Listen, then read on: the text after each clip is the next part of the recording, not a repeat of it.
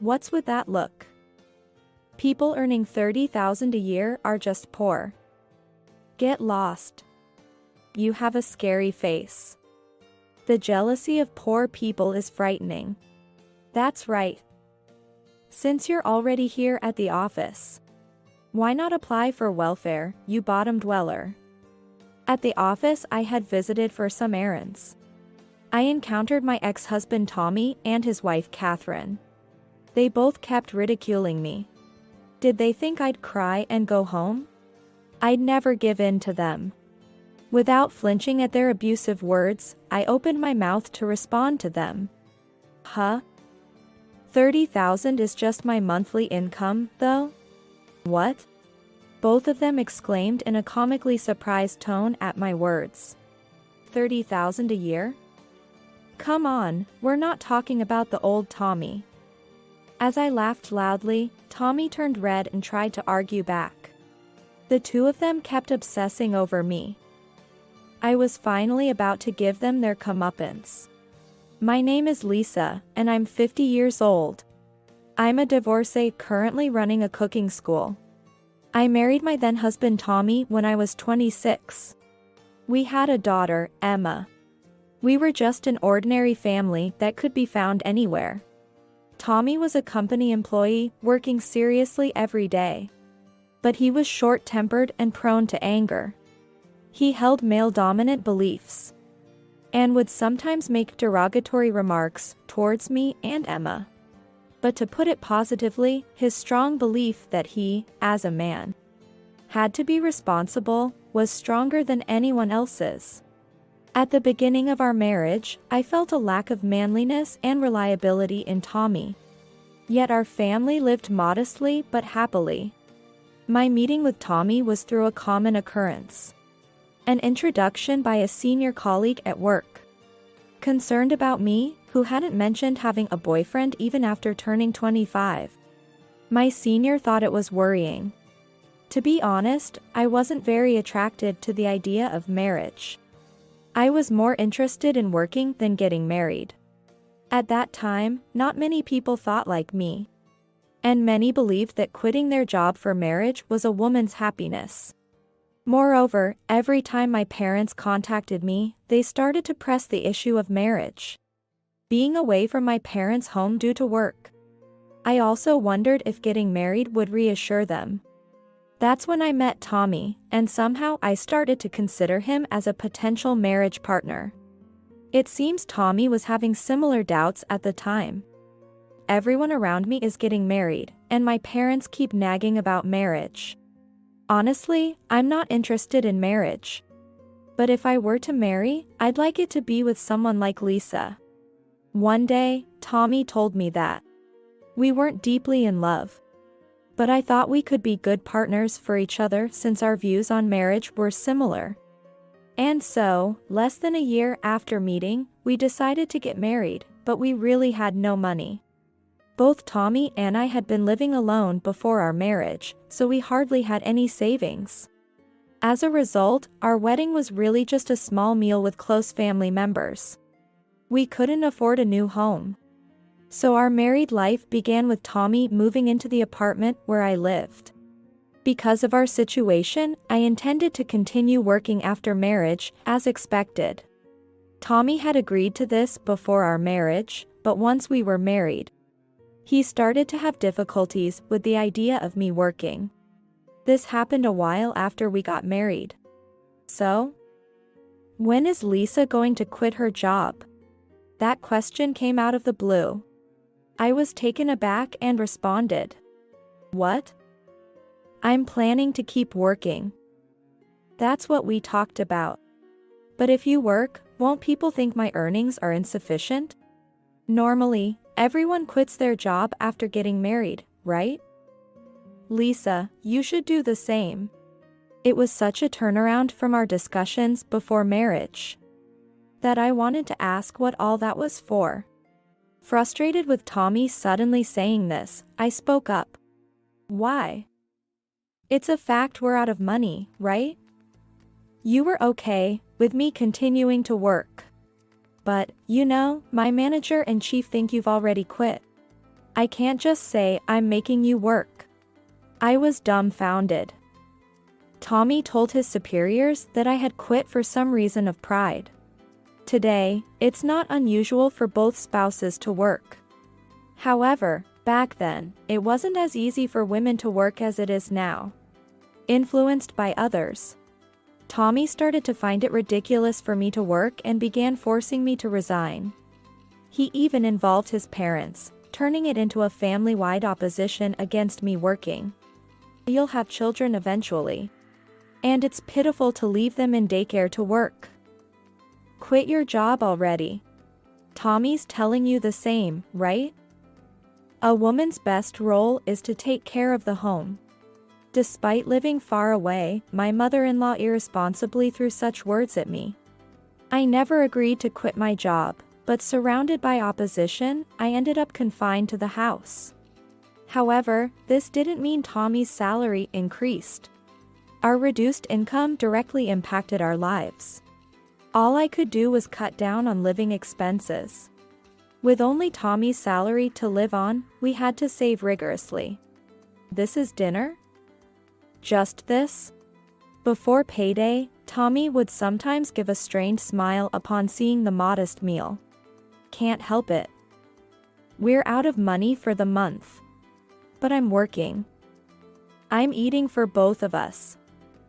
I have to work for both of us. Sometimes, saying that Tommy would even snatch my side dishes. He also took pocket money from the household expenses, saying it's embarrassing to be out of money in public. I couldn't even consult with anyone about this, feeling too ashamed.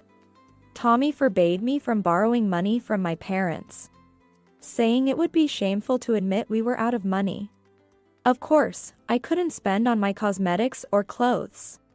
Even in such a state, Tommy wouldn't let me work, which only added to my stress.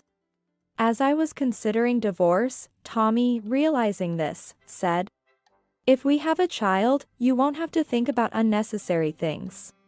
Despite our financial difficulties, he suggested having a child. If I got pregnant under these circumstances, it would be a disaster for our finances.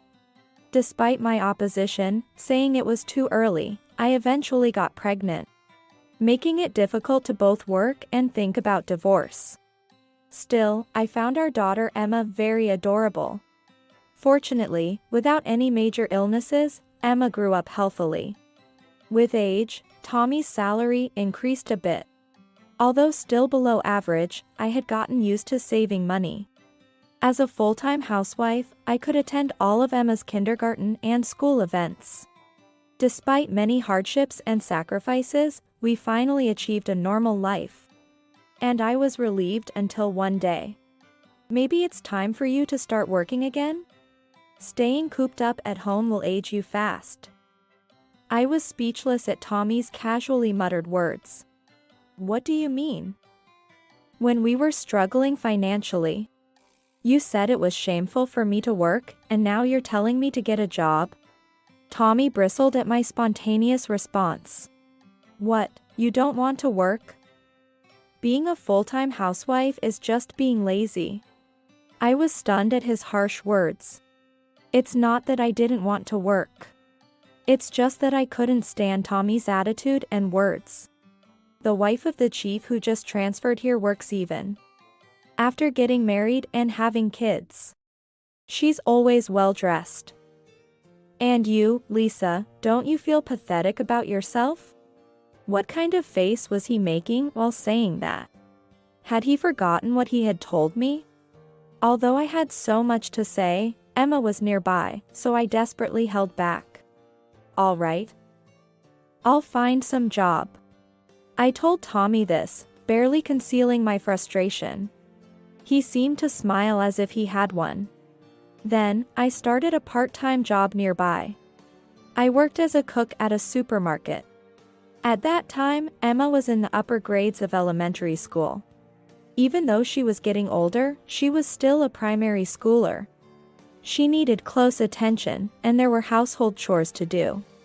Adding work to that, I struggled to manage everything at first and was exhausted every day. Tommy remained unchanged even seeing my condition. Why are you so tired from just a part-time job? Be like me. He said that arrogantly every day. Working full-time and juggling a job with housework and parenting are entirely different things. I recall not being this tired when I worked full-time and only had to care for myself. It's just part-time, but I have household duties too. Can you help a little? Even just looking over Emma's homework would be a big help. I said this to Tommy, but he didn't try to cooperate. Homework? That's a mother's job. Then, at least help with washing the dishes? You want me to do housework when I'm tired from work? Housework is a woman's job. No matter what I asked, he pushed everything onto me, using the excuse of me being a mother or a woman. I gave up expecting anything from Tommy due to his selfish behavior. Then, one day, after about 3 years since I started working, Emma fell ill. Initially, we didn't know the cause and went to many hospitals. Of course, I took time off from my part-time job during this period, desperately caring for Emma.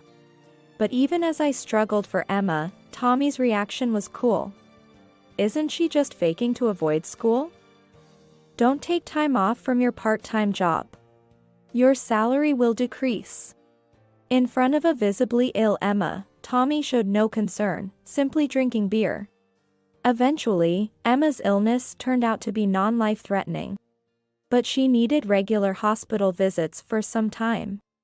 Having been frequently absent from my part-time job, and now needing more time off, I couldn't inconvenience them further and ultimately resigned. Tommy became furious and started berating me for quitting. Can't you even keep a part-time job? It was just for 3 years. I feel bad about resigning. But what choice did I have? What choice? You just wanted to go back to the comfortable life of a full-time housewife, didn't you? No matter how much I explained Emma's condition and our situation, Tommy showed no empathy. Instead, he kept pressuring me to work. Feeling depressed by my inability to work and Tommy's verbal abuse, I knew I had to do something. Then one day, Emma said, "Mom, I'm sorry you had to quit your job because of me." I was shocked. I knew Tommy's words reached Emma's ears, but I didn't realize they made her feel this way. Filled with regret and resolve, I knew I had to prove it wasn't Emma's fault. It's not your fault, Emma. But I'm happy you're at home. I want you to stay home all the time, like before. Emma. I pondered my options and then it struck me, working from home. However, my options were limited.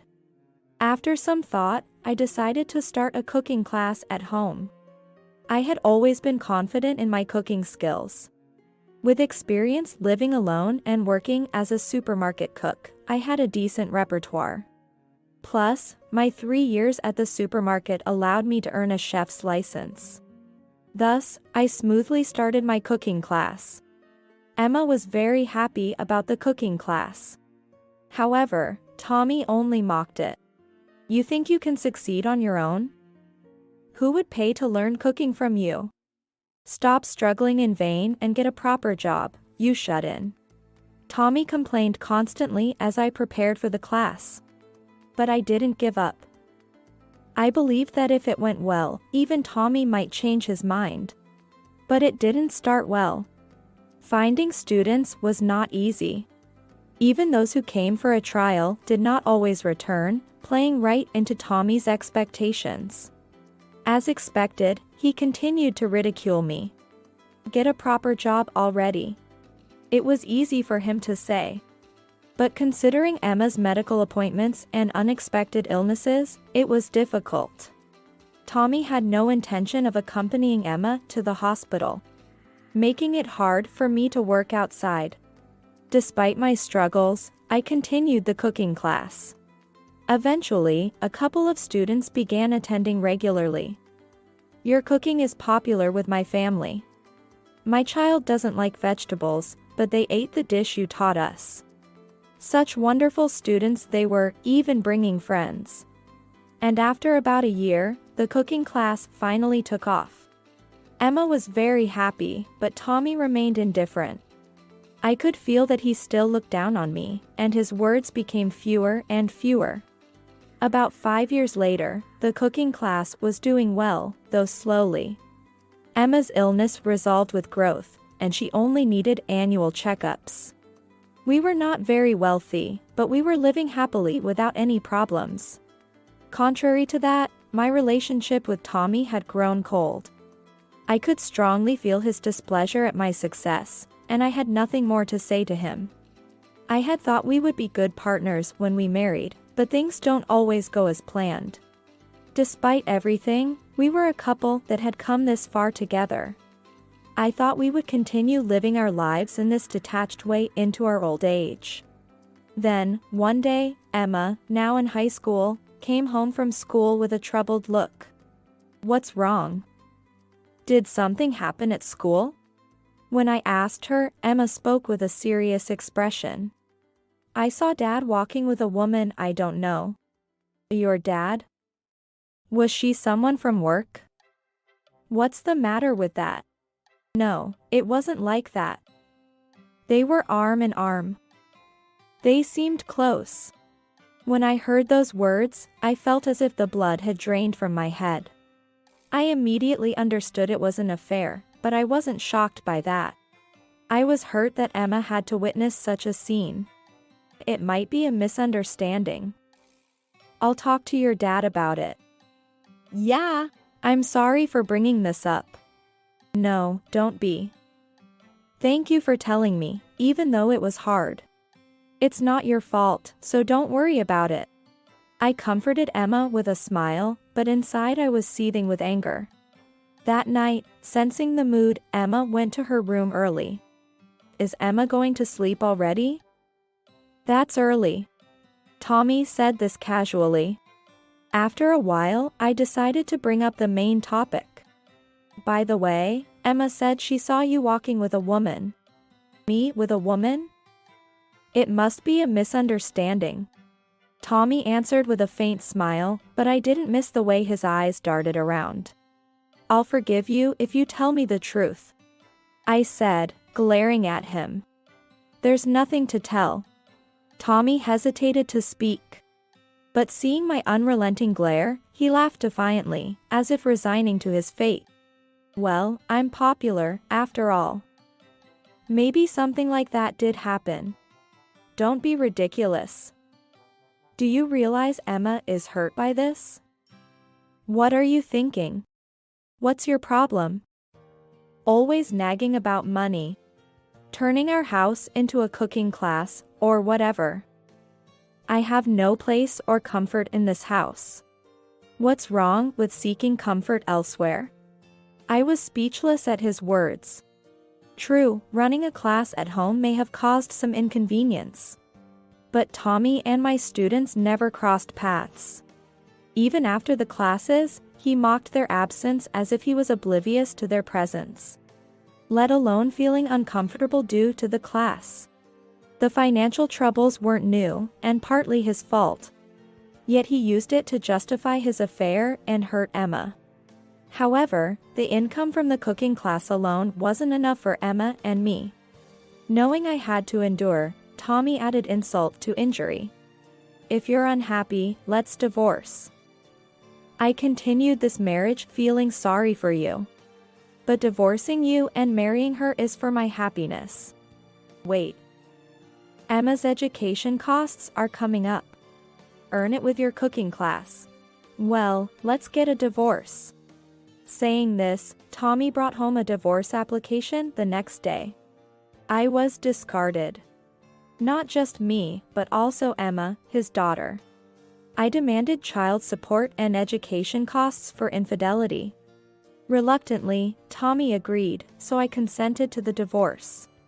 However, I never received those payments, leading to more struggles with finances. Yet, even as a single mother, I never forgot to smile, supporting and living alongside Emma. Those days were filled with hardship, but the misfortune didn't last forever. A few years after the divorce, Emma, now a working adult, decided to get married. She lives far away due to her job. I visited the municipal office to get a copy of the family register for her marriage registration. That's when I heard a familiar, mocking voice. "Hey, isn't that the teacher?" A voice full of mockery. I looked over and, as expected, it was Tommy. "Are you still running your cooking class?" His words, mixed with politeness, felt even more mocking. I turned away sharply. Then, the woman beside Tommy laughed. "Tommy? That's rude. She's your ex-wife, right?" Yeah. Thanks to her agreeing to the divorce, I could marry Catherine. I should be grateful. The woman called Catherine seemed to be the mistress Emma had seen. She showed no remorse for getting involved with a married man.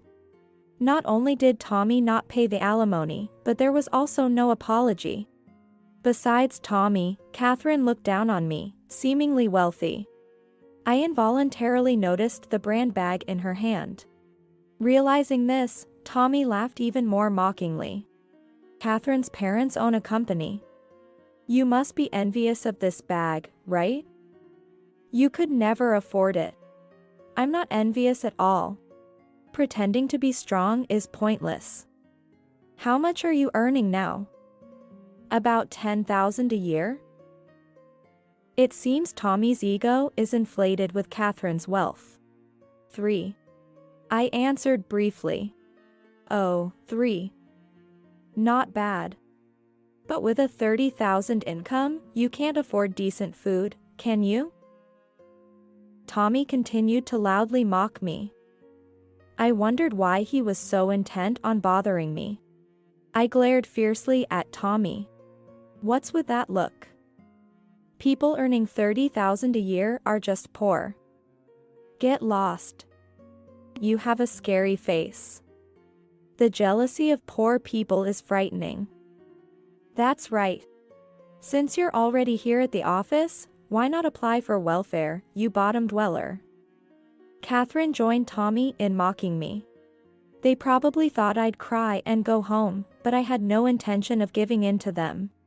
Unfazed by their insults, I opened my mouth to respond. "Huh? 30,000 is just my monthly income, though?" "What? 30,000 a year? Come on, we're not talking about the old Tommy." I said it out loud and laughed. Tommy, as expected, turned red and snapped at me. "What? Back then? Back then? You were always around 30,000 until our divorce. Struggled being married to a pretentious poor man." Tommy, clearly not expecting to be talked back to, was shaking comically. "It's good for you now, married to a lady riding on her parents' coattails." "Did you just call me an old lady?" Catherine seemed offended by my words and glared at me. "Yes. You're only a bit younger than me, right? It's ridiculous to rely on your parents just because they own a company at your age. Do you even work?" At my question, Catherine fell silent. Tommy had nothing to say either. It seemed they were living off Catherine's parents' money without working. Realizing this, I couldn't help but laugh. It must be hard for parents to support grown-up men and women. Poor parents, even if they are company presidents. "What did you say?" Tommy, infuriated, almost raised his hand at me, but seemed to realize the consequences of such an action in public and reluctantly lowered it. "Lying old woman, earning 30,000 a month, don't interfere in other people's affairs." "Oh, it's not a lie. Besides, you were the one who started interfering in my affairs, weren't you? How can an old woman like you earn 30,000 a month? Tell me how." With a smile, I began to speak. "Do you cook, Catherine? Cooking? That's what the maid does. Don't compare me with the poor. Our maid makes exquisite truffle burdock rice, and we use vegetables from our company. Catherine laughed triumphantly, but my smile grew wider. I see. What's with that creepy smile? I'm delighted you like the recipes I created. Hearing this, both were taken aback. After my divorce from Tommy, I continued my cooking class. However, it was not enough to sustain a living. I decided to close the class, but my students, refusing to let me quit, brought many new participants. People started recommending others, and 3 months after the divorce, my classes became so popular that it was hard to get a reservation. We want more people to know about your cooking. A student working at a publishing house suggested I publish a cookbook. The first one targeted housewives. Thanks to many sharing it on social media, the book sold incredibly well in this digital age. I also wrote books on toddler-friendly recipes, remembering the snacks I made with Emma in kindergarten, and budget recipes from my harder times. Recently, I published books with slightly more upscale recipes, catering to various culinary genres. Among my recipes, the truffle burdock rice using mushrooms and truffle salt became particularly popular, with various adaptations buzzing on social media. I'm confident Catherine's maid must have seen it and decided to make it. It's not something a regular person would easily think of. You came up with that. Yes, that's right. I'm glad so many people are enjoying it. Catherine was speechless. She might have realized if she had made it herself, but it seems she only bragged about having it made for her. She had no idea I was the creator. Unable to say anything, both she and Tommy fell silent, probably realizing my monthly income of $30,000 wasn't a lie. Well, I'm busy, so I'll be going. Their earlier bravado was gone. I left them deflated as I finished my errands and left the office. However, that evening, another incident occurred. Tommy came to visit my house. I continued living in the same apartment since I kept running the cooking class after the divorce. Regretting not moving, I went to the entrance to meet Tommy. About earlier, sorry. Greeting Tommy at the door, his smirking face gave me a bad feeling. What do you want? Well, you know, I supported and helped with your cooking class, right? We haven't done any property division, and it's late, but I think we should split the money properly. My bad feeling was right. Tommy had come, aiming for my money. What are you talking about? I don't remember you ever supporting me. My only memory of Tommy was of being continuously ridiculed. There was no support from him. And what property division are you talking about? Look, you have money, right? We didn't split it when we divorced, so we should divide it now. I was exasperated by his words. I couldn't understand why he thought he had any right to my money. Yeah. Is Emma here? She must be grown up now. She might want to see me, right? Tommy, still in high spirits, tried to peek inside. I blocked him by closing the door. Emma isn't here. Eh? She lives far away. She's getting married soon. Upon hearing this, Tommy's eyes lit up. Part of me wondered if he was genuinely happy for Emma, while the other part doubted it. Who's she marrying? Is he rich? Well, he's serious about his work. Good for her.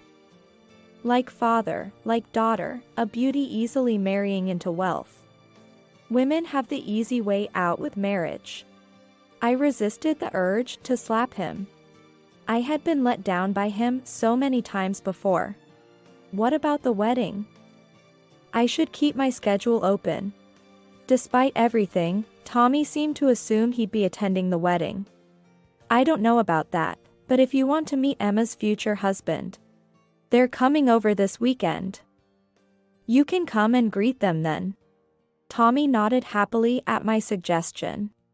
He and Catherine were already planning to visit to pick up the family register and have a meal. After saying he'd come again, Tommy left. I sighed as I watched him go. On the weekend, Tommy unexpectedly arrived with Catherine. Catherine, a complete outsider, was brought in without a clear purpose. Emma and her fiancé, Alex, already present, frowned upon seeing them. Why is Dad here? And with this woman? Isn't it terrible to say that when we're meeting after so long? You're getting married, right? Tommy greeted Emma cheerfully, but she looked at me, wanting to say something. I smiled slyly and introduced them to Alex. Alex, this is Emma's father, my ex-husband Tommy, and his current wife, Catherine. Nice to meet you. Emma had already told Alex about her father and my divorce. Alex didn't seem to think highly of them. While Alex greeted them awkwardly, I continued. You know, we didn't divide our assets during the divorce. I haven't received any child support either. Well, let's not talk about that today. No, it's perfect. Alex is a lawyer. With Catherine here, I wanted to discuss things properly. Catherine's eyes widened at this, and she looked at Tommy for help. Emma smirked, realizing the real reason I invited Tommy. Child support. I've heard about the situation. Based on the cases I've handled, in your mother-in-law's case, you could easily get $10,000. $10,000. Catherine raised her voice in panic. Naturally, being wealthy but not working herself, she'd probably have to ask her parents for the money. Tommy, frustrated, interjected. Just deduct it from the property division and give it to me. I couldn't help but laugh at Tommy's continued absurdity. Alex, puzzled, clarified. Property division? I heard you didn't have any money at the time of the divorce. I didn't have it then, but she does now. Property division is about the assets formed during the marriage. Alex patiently explained to Tommy. At the time of divorce, there was only about $3,000 in savings. So, by simple calculation, you owe her $1,500. What? I felt a bit relieved as things didn't go as Tommy expected. He had taken all the savings when we divorced. Alex, I'd like you to handle the payment. Can you take care of it? I formally asked Alex in front of them. Tommy and Catherine looked at each other, turning pale. Later, a formal demand was made, but unsurprisingly, there was no payment. I didn't want to burden Alex or Emma anymore, so I decided to take the final step. I think it's time to terminate the contract. I notified the fruit and vegetable company I had been collaborating with that I intended to terminate our contract. This company has been supplying all the vegetables for my published recipes since the release of my books. The meal kits, which included vegetables used in my recipes, were also selling well. This contract constituted a significant portion of the company's revenue, benefiting both of us. I decided to end the contract because of Tommy and Catherine. Predictably, the company's president and vice president came to see me immediately. Was there any mistake on our part? Your meal kits are still very popular, and we expect continued sales. Terminating the contract now would be. Both the president and the vice president looked troubled, as they pleaded for the continuation of our contract. I'm grateful for your help and appreciate your company, but I no longer wish to be involved. I firmly stated my position, and they nervously sought a reason. I then revealed the truth to them. Specifically, I no longer wish to be involved with your daughter, Catherine, the vice president's sister.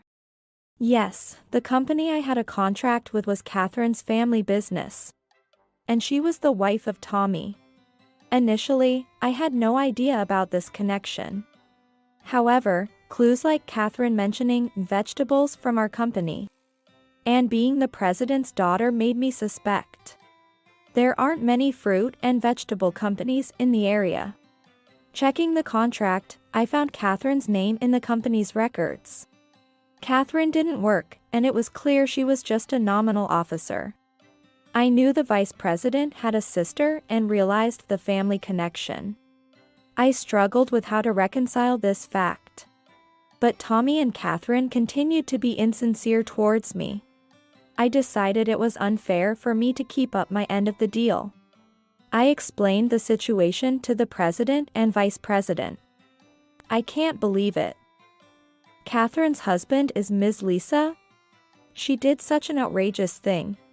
The president and vice president were profusely apologetic, their faces pale. I'm sorry. We'll remove Catherine from the board of directors. And, Dad, you need to take responsibility for spoiling Catherine. Indeed. Ms. Lisa, I'm deeply sorry for what my daughter has done. Consequently, the president resigned. Catherine's name was removed from the board, and her financial support was cut off. That Lisa running the cooking class here is a terrible old woman. Catherine ranted outside my apartment for days, which led to the entire incident being exposed online. The fruit and vegetable company faced a crisis, but I re-established my contract. Impressed by the vice president's character and response. He kept apologizing, but thanks to him, I finally received the child support. Tommy and Catherine's fate needs no explanation. They, not working, faced a life of poverty, abandoned by their family, and living in a cramped apartment. I learned of this from Emma, who contacted me. Dad asked me for money. Of course, I refused. Unable to rely on anyone, it was pitiful that he resorted to begging his daughter for money. He's working at a day laborer's factory now. He should have stayed at his company. He got carried away, thinking he became rich by marrying her. Emma laughed heartily, and I was finally able to laugh too. Tommy had always caused me anger, but now I felt he had received his just desserts. I know the hardships of living without money. Now, I hope Tommy experiences that hardship himself. My work continued to thrive. I even started posting recipe videos on a video sharing website, thanks to Emma's suggestion. Bringing happiness to people with my cooking is my greatest joy. Emma is expecting a baby soon. I'm thinking of creating a recipe book for delicious baby food.